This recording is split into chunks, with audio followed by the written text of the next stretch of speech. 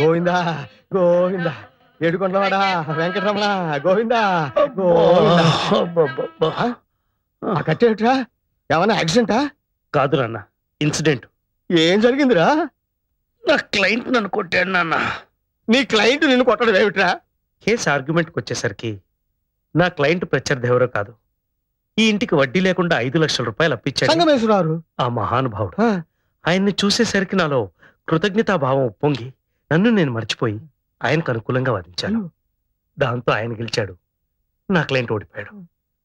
అయినా నా క్లయింట్ నవ్వాడు. అమ్మాయి అనుకున్నాను. పక్కకు రమ్మన్నాడు. మిగతా ఫీజు ఇస్తాడేమో అనుకున్నాను. స్తంభం చాటుకు తీసుకెళ్ళాడు. బ్లాక్ మనీ కదా, చాటుకు ఇస్తాడేమో అనుకున్నాను. ఇచ్చాడా?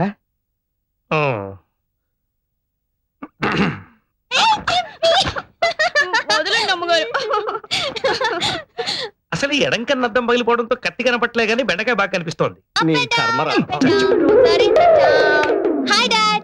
పంజాబీ సిక్కులా టర్బన్ ఏంటా?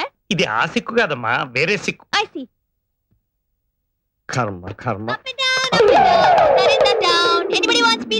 No thanks. ఏమిట్రా ఈ కర్మ? ఇలా అయిన పనులు కాని పనులు మనమే చేసుకుంటుంటే అమ్మాయికే కాదు పని వాళ్ళ ముందు కూడా లోకమైపోతాం. అంతే మరి.